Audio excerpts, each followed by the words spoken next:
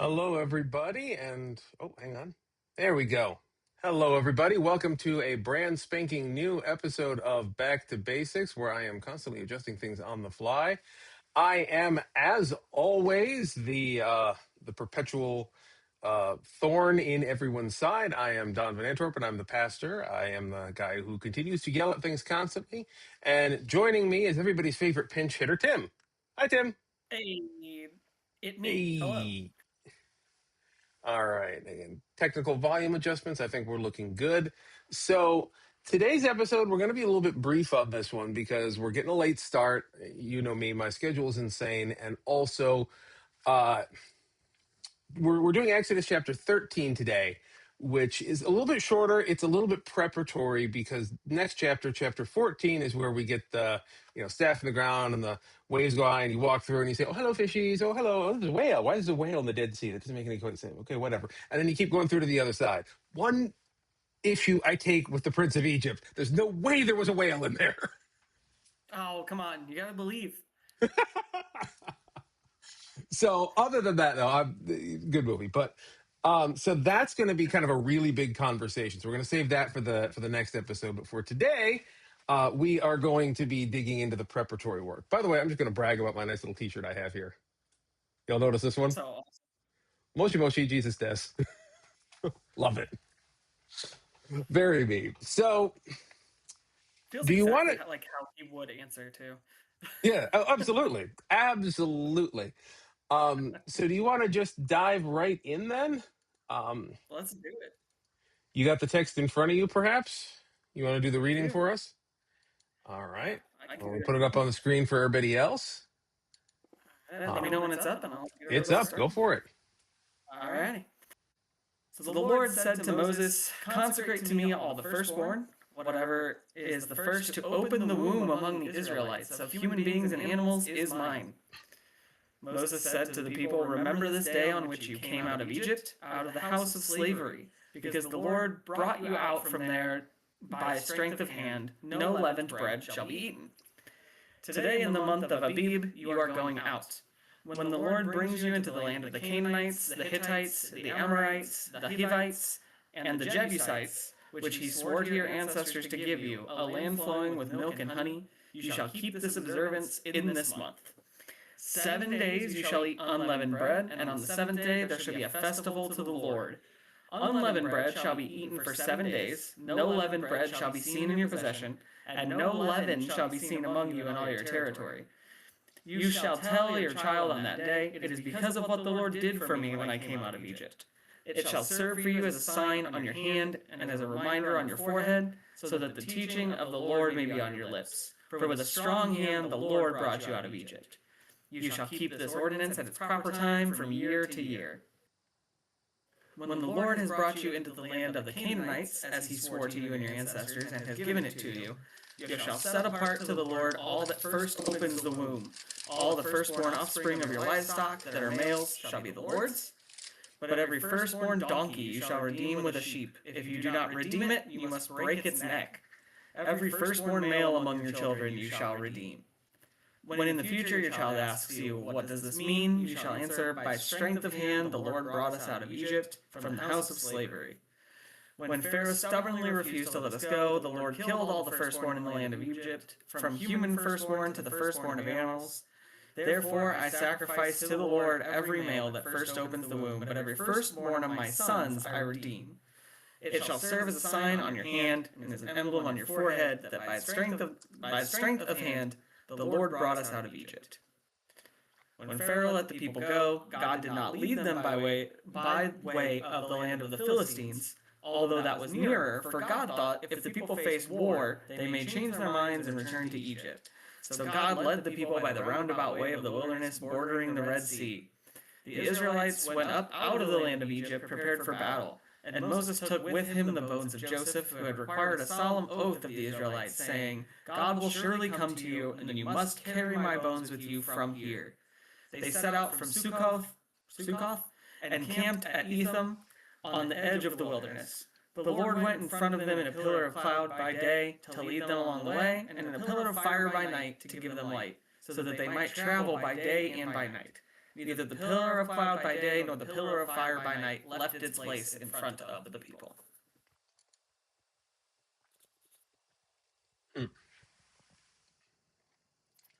All right, so Sensing a trend. yeah, we're getting some stuff here. Must be signs on your hands and your foreheads. Yeah, I'm bringing up Alter's translation here a little bit. I want us to be able to take a look at that. Oh wait, Alter's translation? I'm shocked. I know, shocked and appalled, right? Uh-huh. Yeah, you never do that. Take me a minute because I can't find my physical copy because I just had to juggle a whole bunch of stuff. So I'm kind of stuck with the digital copy I have, which doesn't sort very well. Actually, I have no idea what chapter I'm in or what book I'm in right now. I think I'm close. You're getting there. It's only the second one, so I mean, shouldn't be too hard. Getting close. I'm working up from below, so I'm at 18, 17, 16, 15. Give it a little one. 14. All right, here we go. Okay. So I'm going to go ahead and do what I normally do, which is read Alter's translation as well, and you can do our highlights for children, spot the difference. Sound good? All right, I'm prepared. I've trained so much of my life for this. All right. Hang on. This is not the correct chapter. Yep, this is not the right chapter. What's going on here?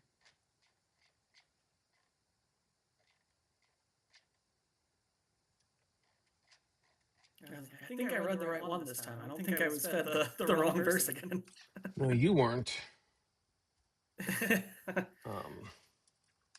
software was. Okay, yeah. So apologies. It's okay. That's what I'm here for. I'm here to entertain the troops while you figure out what you're looking for. Exactly. That's why you need a co-host for these. Somebody to fill the space, and I'm really good at that. Ask my wife. Ask my wife the same question. She'll point directly at my midsection. Hey, he's good at filling the space. There's many ways that statement could be taken, and we won't go down that path right now.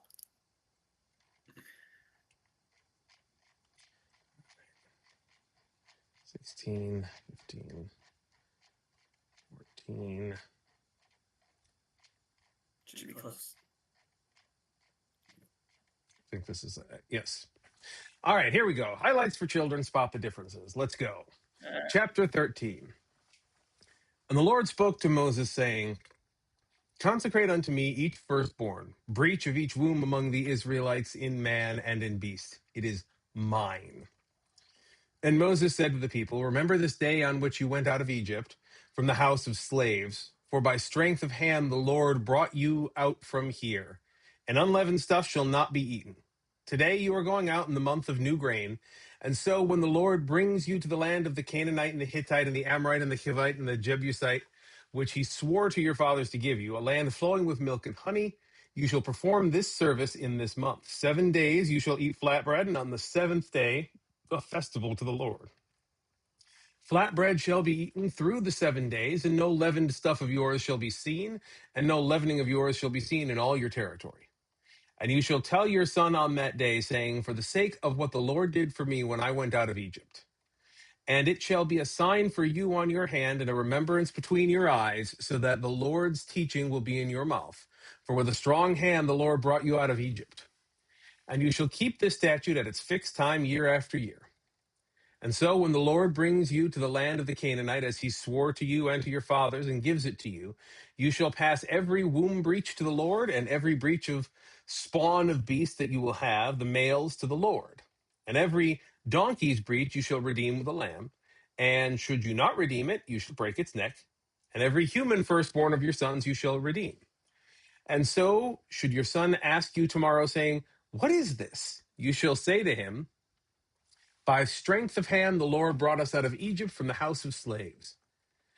And it happened, when Pharaoh was hard about sending us off, that the Lord killed every firstborn in the land of Egypt, from the firstborn of man to the firstborn of beast. Therefore, do I sacrifice to the Lord every womb breach of the male, and every firstborn of my sons I must redeem. And it shall be a sign on your hand and circlets between your eyes, that through strength of hand the Lord brought us out of Egypt. And it happened when Pharaoh sent the people off that God did not lead them by way of the land of the Philistines, though it was close. For God thought, lest the people regret when they see battle and go back to Egypt. And God turned the peoples round by way of the wilderness of the Sea of Reeds, and the Israelites went up armed from the land of Egypt. And Moses took the bones of Joseph with him, for he had solemnly made the sons of Israel swear, saying, God will surely single you out, and you shall take up my bones with you from here. And they journeyed from Succoth and encamped at Etham, at the edge of the wilderness. And the Lord was going before them by day in a pillar of cloud to lead them on the way, and by night in a pillar of fire to give them light to go by day and by night. The pillar of cloud would not budge by day, nor the pillar of fire by night from before the people. All right. Thoughts? The first thing I have to point out is totally not going to help the discussion, Well, yeah. but definitely that there was the necessary thought of Monty Python. There shall be 7 days that the unleavened bread shall be eaten, and the unleavened bread shall be eaten for 7 days. 6 is not enough. 8 is too many. 9 is right out. Yes. Yep. I definitely my mind went to the same place. This is why we work so well together.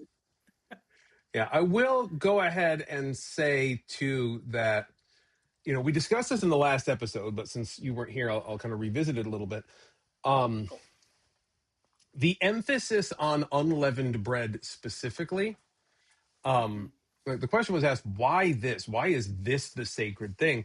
The honest answer is that what we're seeing is kind of a post facto rationalization of things we already do. Because this was finally put down in words on paper long after the Exodus actually happened. This was an oral history for an indeterminate amount of time before it was actually written down. And there remains debate as to the age of the events in question. So we already have that piece here. And I would even say that this first section here, particularly 3-10, and I'm not saying this out of research because I'd have to look it up a lot more to be sure, but it definitely reads to me like an editorial insert. Like somebody was scribing this down and saying, oh, by the way, shit ton of commandments. This is why we do the things. So stop questioning, kids. Shut up. Yeah, that sounds about right. Yeah, it's kind of what it feels like here. Because like when we talked about it last week, or 2 weeks ago, Courtney and I discussed this as more than likely the emphasis on unleavened bread is a function of time and preparedness. Like God is setting them up with a no leavening solution here because like leavened bread, yeasted bread is two things. One is a sign of like locational stability. It takes time to do that. You can't really take the time to make bread rise and beat it down and make it rise again and then slow cook it when you're on the move. Like it's not really effective in that way. And two, yeast is the primary leavening agent is bacteria. Yeah. And you're going out into the desert where bacteria is going to thrive and medical care is going to be limited. Like, there's multiple logistical reasons why God would probably be like, yeah, let's just leave yeast behind. I can imagine God could have envisioned a great plague that could have broken out simply from them trying to get all yeasty up in there. So nobody wants that. Nobody wants them to get yeast there. Yeah. And if it happened during the consecration ritual, then you'd have the yeasty boys, and that would just be no good at all. You got to fight for your right to leaven your bread. Exactly. So, like, the logistical aspects of this are fine. And a lot of this is kind of the deification of the normalcy. When you have a major change, like a big sea change like this in the way your society functions, particularly in those days, it becomes deified in this way. It becomes ritual. It becomes practice. We do this because we've always done this. The reason we shoot off fireworks on the 4th of July, except for this year, if you were a good, decent enough person, is because of the explosions and the gunfire and the cannon fire and shit from back in the day. In Yeah. a way, we have deified and holidayified the military, Yeah. which, is the most American thing that could ever be done. But I digress. But it's the same process, just over a longer series of time. Yeah. I was gonna piggyback on your point that you were saying. It sounds like an editorial as well, because it's like, how do you know it was only 7 days that they were gonna like need to eat bread that was unleavened? Like, that seems like a really arbitrary number of days. Which, like, I know seven was a big thing throughout a Yeah. lot of the Bible, but like, it just 7 days specifically being put in there. I'm like, that definitely sounds like a later edition of like, Well, oh, that's why we do it for a week. there's multiple pieces to that. Which, first off, notwithstanding that the length of a week hasn't been consistent from that period to this one either. So, so the 7-day week wasn't really a thing yet at that point. But we've also got you correctly pointed out the ritualization of the number seven, which we'll get to in a minute. But there's also some schools of thought that think that the time period between Pharaoh saying, fuck it, get out, and the Israelites being able to get their shit together and make it to the Red Sea was 7 days. Yeah. That's, Okay. again, not represented in the text, but that is one of the prevalent theories there for the reason why it's that length of time. However, I'm going to come back to the kind of numerical mysticism aspect of it. Because like, we would modernly think of it as like numerology or numerical mysticism or something like that. Right. But realistically, in the time before science, um, there were a lot of means of expression that were non-scientific in nature. So, and this is not the only one you get in this passage as well. Because if you scroll down through the consecration of the firstborn as well, where is it? 16. It shall serve as a sign on your hand and as an emblem on your forehead that by strength of hand the Lord has brought us out of Egypt. Like, reading this modernly, you'd be like, are they branding people? Like, are they giving them like the Ten Shin Han third eye here? Like, what the hell? But no, like, this is just it's an emphatic. And if you read Alter's translation here, what he says at the bottom here, where is it? 16. There it is. Okay. Alter says, and it shall be a sign on your hand and circlets between your eyes that through strength of hand the Lord has brought us out of Egypt. Because it's really just talking about you shall remember it with your hands and you'll remember it in your brain stuff. Like, Okay, that that's actually really makes what a it lot more is. sense. But it's The poetic front of emphasis. mind.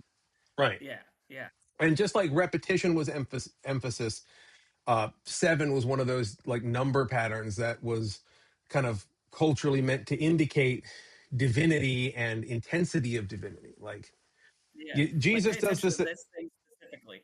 Yeah. Jesus is asked, how many times should I forgive a person? I say not to you, not 7 times, but 777 times, 7,007,777 times. Like, he Yeah, dials it up to, well, not 11, certainly, but 77. And like, that's what this is. It is a form of like religious emphasis. So, yeah, like, this is where the concept of understanding how the text is communicating versus ritual practice can get a little bit thorny. Because once you understand that, then you're like, okay, well, Passover celebration doesn't have to be 7 days. It was really just a matter of emphasis, wasn't it? Well, yeah, but it's also now a ritual. The same as change it now. right. It's the same as certain, shall we say, conversations I've been known to have with my colleagues who don't really like the fact that I've been known to do communion with whiskey and a chocolate chip cookie. I had a good time. Yeah, right. Communion in our church is awesome. I don't know what your Yeah, problem is. we had buzzballs and pineapple. Yeah, right. Like, that is just what it is, man. That's just how it be, and it's fine. Like, this is it's not dissimilar from something I've always said about really everything in life, which is that you get better at doing a thing once you understand how and why it works. Yeah, Like, for absolutely. example, if you understand how an internal combustion engine works, that doesn't mean you're going to reach in there and start changing how your damn car works every time you want to go out and drive the thing. Because no, it works just fine. Like, there's no Yeah, reason for me to start yanking out head gaskets every time I go outside. I understand how it works, and now I am able to understand the sounds my car is making better. I'm able to understand kind of how it's working and what I should be afraid of and what I shouldn't be. And if I ever do have to yank out a head gasket or change something around, I'll probably have a better idea of how to do it, or at least which mechanics to avoid. Yeah. And it's yeah, it's kind of the same way with religious rituals. Like, okay, now we know why it's 7 days in length, and we know that it's not because of anything like mandatory or if you change this you're going to Mhm. die. So now that we know that, we wouldn't have to be as finicky with it. We don't have to be as determinedly focused on it. We don't have to change it either because it works. It works fine. It's the same Right. reason why, like, if I have a decent loaf of bread and some good wine, I'm still going to do communion the old-fashioned way anyway. So why not? It works just fine. If But it's there, absolutely. yeah, but I'm not a wine drinker, and honestly, I'm usually a bit too lazy to bake some decent bread. Um, and let me tell you, going out and buying a decent loaf of like communion style round loaf here, hard to do. Mm, yeah. I, So I mean, I'm makes sense. Not really yeah, the same prevalence. yeah, I'm not above baking one here and there, but like that's a time commitment I don't always have these days. So Right. it is what it is. We do our best and we work with it.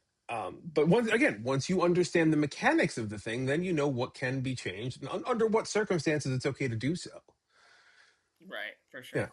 Which is kind of how we wind up being New Testament Christians, which is kind of the whole change that Jesus is instituting. It's like, okay, you guys have been following the law meticulously for fucking ever, dudes. Like, all right, now Yeah. it's time for you to understand why it is. On these two things hang all the law of the prophets. Love the Lord your God with all your heart, your mind, and your soul, and love your neighbor as yourself. If you've got that, you Hmm. understand how this internal combustion engine works, and you know which mechanics are full of shit and which ones are actually giving you the good news. Yeah. Yeah. The Yeah. secret is the ones that you should avoid are the ones who swear to you that you shouldn't avoid them. Mm-hmm. Yeah. Incidentally, it's a good time to ask you to like, share, and subscribe, and never unsubscribe. Kidding, Yes. Stay with kidding. us forever. One of us. They don't know how dangerous that is. Shh. Oh my god. But yeah, like that is a thing. Like that's really what this comes down to here. And this is as presumably the Back to Basics series continues to go on. Now that we're kind of getting back in the habit of it, and we're having multiple co-hosts, which is wonderful. We're going to continue this as long as we can, and as we do, as the biblical narrative unfolds, we're going to start to see how this plays off. God establishes a tradition and a practice, and then it starts to mutate and get changed, sometimes for good and sometimes for bad. The biggest discussion I hope us to have on this is the discussion around kingship in Israel, which is going to, over the next several books, start to play out. Um, As we talked about recently, there's rules yeah. about that. How quick did they break them, Pastor Don? Oh man. And not only how quick did they break them, like I really, and I know we're getting far afield from the Genesis text at this, or the Exodus text at this point, but I feel it's worth noting to all of these Solomon worshiping, prosperity gospel loving, dumbass would be fake Christian leaders out there. Solomon was the bad guy. Yeah. Crazy like when you he think about it. like he literally violated every ordinance God laid down, even the little ones, like don't take ye wives from Egypt. Solomon's like, okay, I'm gonna take 50 of them bitches. Like that was his He said, approach. I'll take one. He said, don't take one. I took them all. Pharaoh ain't got shit left. And I was like, oh my lord. It's like No, reasoning no, with a no, 9 year no. old Pull back, pull back. or just out either way.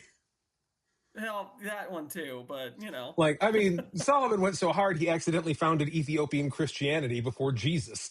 Like, it was insane. Yeah, which isn't a joke, by the way. That's not a joke. That's No, actually a thing. For those of you who it's don't know funny. the history, like they consider Weirdly the enough, I do know that one. yeah, not everyone does, but yeah, for those who don't, the Ethiopians consider one of their ancient queens to have been one of Solomon's brides. And when the message of Jesus kind of came around to Ethiopian pseudo Judaism, they kind of took one look at it like, yeah, that tracks. And they all became Christian. And so now you have this whole branch of Christianity that really never was in Israel at any point. Yeah, yeah. So, Interesting to God, be on the outside, but still fully involved. yeah, it's It's just like, it's just wow. That one always just makes me just okay. All right. So what did we need Paul for again? Nothing. For more information on that, please check out our bi-weekly Bible study, which happens on the weeks we're not doing live streams, where we talk about what the Yeah. fuck, Paul. Um, Yeah. so yeah, so that covers a lot of this. This is one of the few times we see a physical manifestation of the divine too. Like we don't. There is a lot to debate here about how representations like this translate to more modern Trinitarian understandings of God. Mm-hmm. And one thing I always want to point out to people too is that I thought I was going to get in a lot of trouble for this one during my ordination exams many years ago, and I did not, which tells you a lot. But one of the questions they asked me during the ordination exams is, what is one position you hold to firmly that you're pretty sure everyone else in this room is going to call you a heretic for? Mm-hmm. And so I threw out there and I said, God in three persons, comma, that we know of. Mm-hmm. They all jumped on board with it. Like, yeah, no, we're okay with you on that one. Try again. Yeah, and that's kind of the thing is back here, the concept of even a Trinitarian God hadn't really been parsed yet. So I Right. think more likely in a more modern understanding, what we're seeing here is, tongues of fire, just a little bit greater intensity. Like this is more Holy Yeah. Spirit than the actual creator in fullness of self manifesting in reality. I tend to think that would break reality. Yeah. Um, Absolutely. and I think when Moses goes up the mountain, whether that's the Holy Spirit, whether that's God kind of poking a pinhole in creation and just kind of speaking just the tiniest fraction of the divine essence, or if you go for the kind of hyper Catholic route and it's the Metatron just going, what's that God? Okay, yeah, this. What's that God? Yeah, all right, I'm telling. Like everybody's got their own take. We do. The answer is, and this is a fundamental statement of faith for Christianity. I don't fucking know. Yeah. There's so much that's not written in that so many people like lose track of this. It's like, oh, if it's not in the Bible, it's not a thing. It's like they could only fit so much in there, and half of it we don't even know if it should be there. Now, here's another point to consider too. A lot of the just the Bible, ma'am. To use an ancient Dragnet reference. That's how old I am. There you That's how old I am. Guru reference. Come go. on, Hey, Lord. now. No, what was I just saying? You asked that guy with ADHD to remember what you were saying. Right. You can tell I'm overdue for my dose. Um, Two ADHD kids on a screen. Yay! right. The bit about sola scriptura, just the Bible. That dates So back to Martin clever. Luther. Like, to be clear, I'm a big Martin Luther fan. I'm a Reformed Protestant Christian in the Dutch tradition. You aren't going to get me talking too much shit about Martin Luther, but like that is not the most ancient of traditions within our faith practice. Is it just the Bible? Because, and for very good reason, the Bible is mediated by humankind. Like we don't know half of what happened between the actual events and when somebody actually wrote it down. We don't know what was going on in the minds of the people who wrote it down and what they got wrong and what they changed and what they tweaked. Um, See every instance of the word homosexual since the 1920s or 30s. Anyway, so like all of that is a known factor. But what's more, like we cannot overstate the infinity of the divine. Right. So any function of divinity within reality is already like trying to take one of those piping bags that you use for icing and Mm-hmm. then just cramming it full of an infinite amount of icing. Like you literally just Yeah. hook the other end up to a hose and then don't turn it off. Eventually, like if you're not careful, the bag's going to explode for one. And on the other hand, if you're inside that bag and you're used to, okay, we can hold X amount of icing, and you're looking like nothing of what you're seeing is going to make sense. Mm-hmm. So consider that much that like the fundamental infinity of God doesn't make sense as contained within the walls of our reality. How Right. in the unliteral fuck is that going to make any kind of sense within the much smaller walls of literary composition? Right. Like Well, and if it even like doesn't, the smaller walls of understanding that they would have had at the time. yeah, Like, like if you can't, like this is the sort of thing that Douglas Adams and Terry Pratchett together would struggle to express. Um, and they are known for expressing the weird shit like that. So hmm yeah, there's just no way. So this being one of the more definitive encounters with the divine within the bounds of reality, like here's a question for you: was it actually fire? right.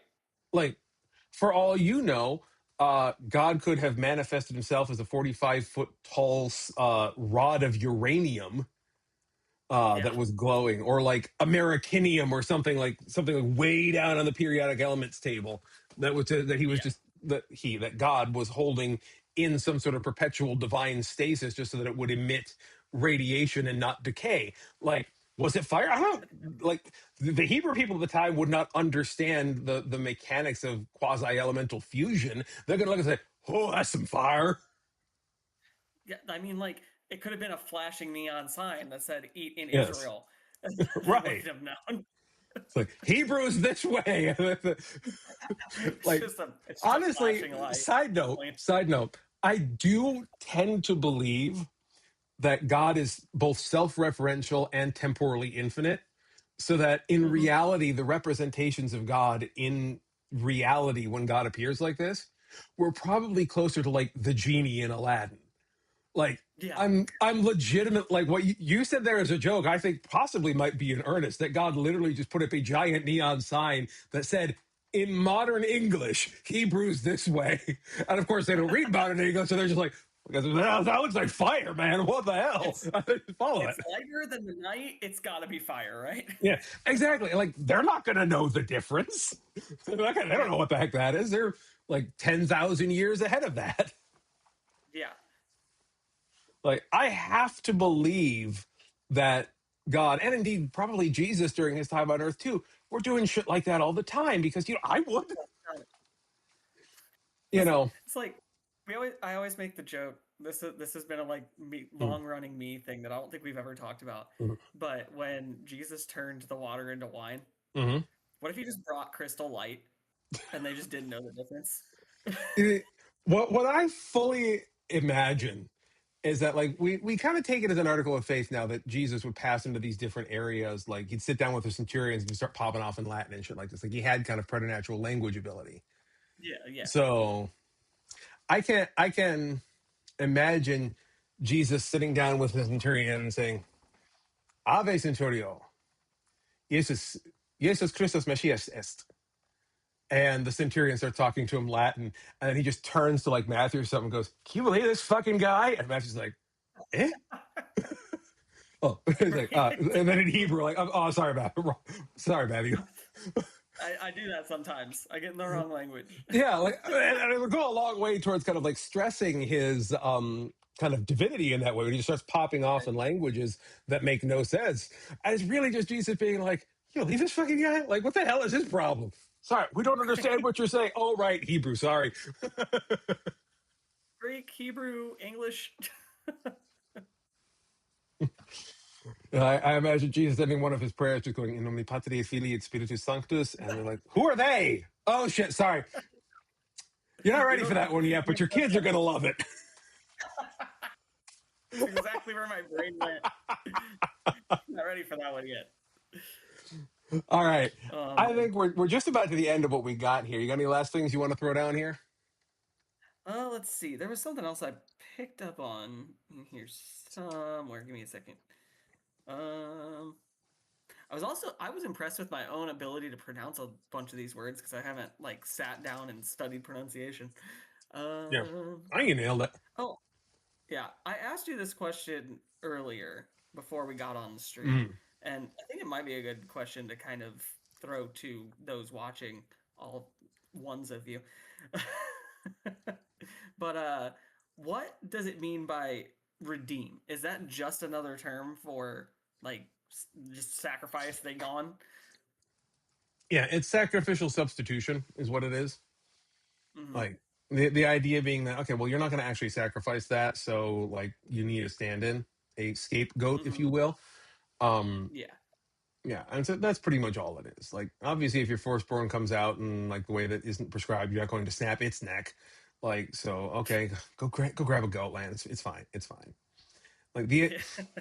again, this is a case of God providing certain exceptions, which now we'll look back on and say, okay, we didn't actually need to be killing anything, but Mm-hmm. the whole like sanctification, redemption kind of animal sacrifice bit was meant to fit within the structures of the time, and to call the Mm-hmm. Hebrew people to be aware of sin and imperfection and the act of accommodating for those things in their daily lives.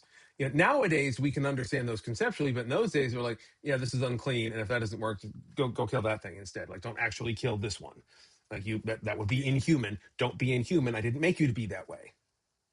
Right. Right. And so over It's time, almost again, yeah, like. over time we learn the mechanics of it, and then the ritual itself kind of falls out of practice because we don't need it anymore. We understand the lesson God was trying to teach through it. Right. That's why we don't follow all the rules of Leviticus anymore. Wait, we don't? God damn, I can, that means I can stop, I can put my cotton weaving machine away for good, finally. Yeah, No, and the next time one of the kids does, wears mixed fabrics on their clothes, you don't have to stone them this time. man, I always used it as an excuse. Now, I was wearing mixed fabrics every day and using it as an excuse to get stoned. Uh, man, now I'm going to have to work harder at that. Come to Arizona. It's all good here. All right. So, anything else we want to tear at here? Think I think we've redeemed the horse properly. Horse redeemed. And then you get back up and you And you eat redeemed that that horse. horse. I All had right, to. that is the It was there. we've hit maximum in joke. We've got to stop. Uh, general couple of announcements for those who are following around. As usual, we're going to be having our Sunday worship online for the foreseeable. There are some issues that are happening behind the scenes, but in short, we are going to be without physical location for a bit longer than expected. So we're going to be doing a lot more online stuff for a while. Come join us and participate in that and share it around and what have you, because it really does help. We've also got a couple of other things. I've started getting in the habit of putting out my sermon notes and manuscripts and stuff through my Substack, as well as other articles and stuff that I'm kind of making available, in part because, well, I'm not doing a doctorate anymore because, look up there. So I have time to write again. And two, because, well, Substack's as good a way of anyway to make a little buck on the side. And, pastors don't get paid a whole hell of a lot. So if that is a thing that you are up for, go check that out. I got links and stuff for that on the Discord server. It's definitely worth doing. Uh, For sure. so that's happening there. The Discord server, of course, is where the community is, and we are popping off over there. So if you want to come join us, please do. And of course, with this video, share it around, show it to people. Put it in your feeds somewhere. Have some fun with it. Also, check out our TikTok. We have a Oh TikTok God, that's now. right. We have a TikTok that our Justice and Advocacy Chair, which you can see up there, is Okay. heading up for us. So, yeah, get on that. We are everywhere. We are inevitable. We are eternal. We will find you. But I just want to specifically plug real fast. I'm sorry. In the TikTok, we're doing a really cool thing right now. It's Disability Pride Month at the time of filming. So we're kind of digging into like some of the disabled folks that kind of have shaped the world around us in Hmm. essence to show that, yeah, God really does care about every community, every single one. So go check it out. Yeah. But most importantly, you guys have yourself a wonderful week. Check us out on all the various locations, links to some of which are down below, or just send me a message if you can't find what you're looking for. I'll hook you up. Take care, everybody. We'll see you on the next one. Bye, guys. Bye.